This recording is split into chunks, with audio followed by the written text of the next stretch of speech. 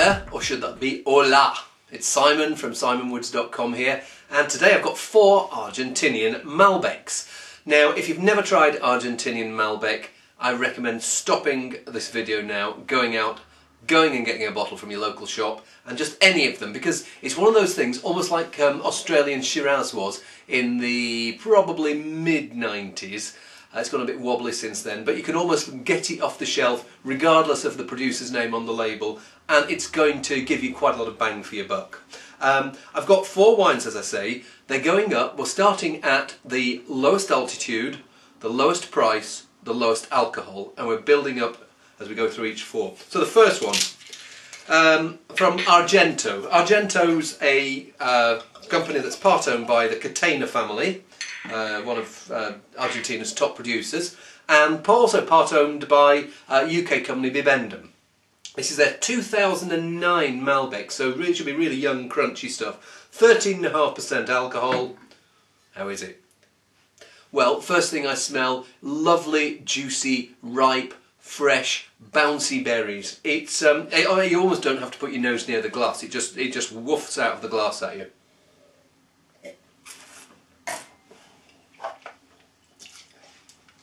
Yes, it's a glass of generosity, that. Perfect sort of wine to take to a party, because you plonk that down, it's about £6 here. You're not going to be too bothered if someone else has drunk it by the time you come back to the bottle. But pour yourself a good slug, and if someone says, any other good wine here? That's the sort of thing that will turn non-wine people into saying, wow, what's this? Need to find some more. And at £6, certainly worth finding some more of that. Next up, 2 from a bodega called Renacer. It's got a lovely orange cork, this one. Punto final. Doesn't mean the last kick, it's I think last bridge or something like that. Punto final, Malbec 2008. And first one was 13.5% alcohol. We're up here to 14.5%. Slightly higher altitude, from a region called Perdriel. If you know the wines of Norton, that's where Perdriel is. And it's a year older, and it smells, yes, it doesn't smell quite as juicy and bouncy. It's still extremely juicy, very, very ripe as well. But it's got this, Malbec's got this lovely perfume, or at least it should have. It should have this thing like violets, blackberries, and do you remember Parma violets? I can't remember the last time I had a Parma violet sweet. But that character comes through very strongly in the good wines. Yes, and it smells like it's going to be smooth and mellow.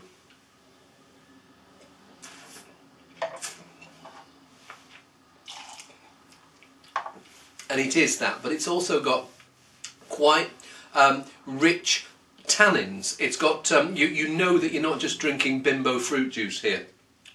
There's what I call a slightly skinny quality. You can taste things like damson skins, blackcurrant skins, that type of thing. Looks really good.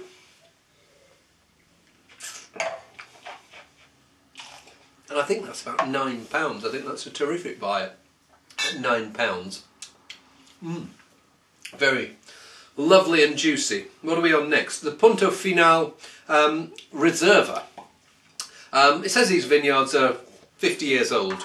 What's so great about an old vine? Well, some people don't believe in the theory that old vines are better vines, but I suppose it's a bit like people. Older vines have more experience. They might not give you as much upfront as a boisterous young vine, but hopefully their years of experience will come through in what you get in the glass.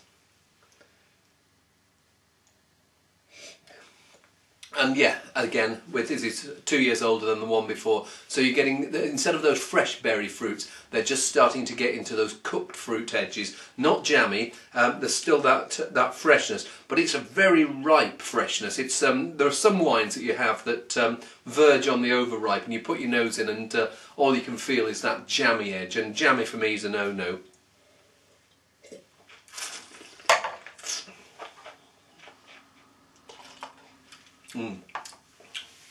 Yeah, you're getting a bit of that leathery maturity there.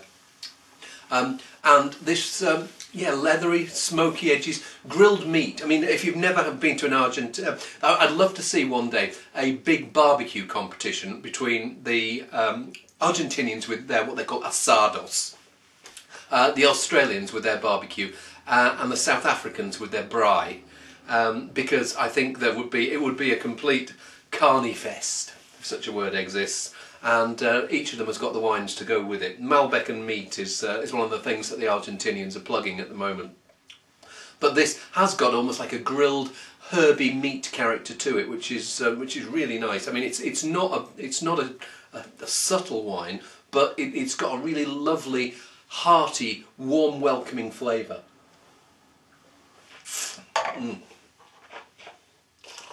I like that a lot. Okay. That was a Punto Final Reserva. Last one, I've never tried anything from this bodega before. Riglos, Gran Malbec 2007. It's the heaviest bottle, it's the heaviest alcohol, it weighs in at just over 15%, and I think it's the heaviest price as well. But it comes from high vineyards in a place called Tupungato in the Val de Uco, the Uco Valley.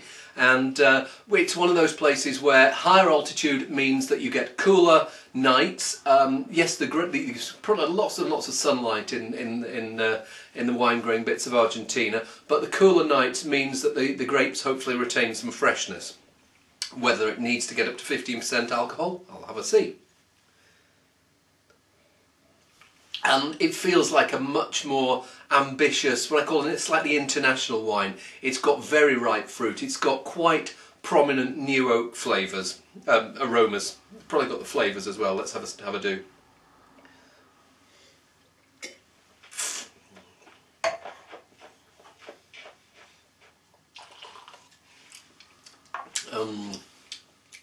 Extremely rich, extremely concentrated.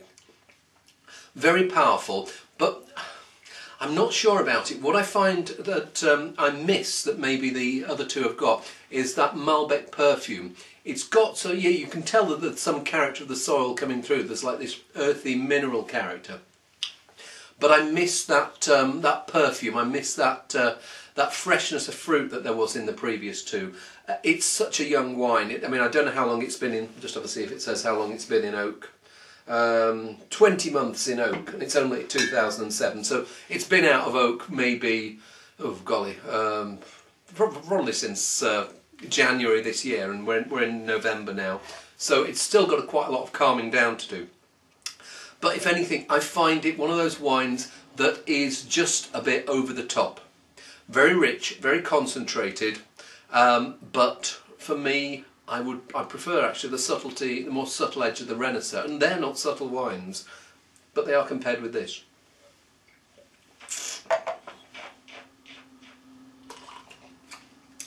I'd be interested to see. I'm going to leave that bottle open for a few hours, maybe even a few days, just to see what happens, and by the time I get to posting the video, I'll have had a chance to have more of a look of it. But I've also got another couple of wines from this winery to have a look at, but I'll save that for another day.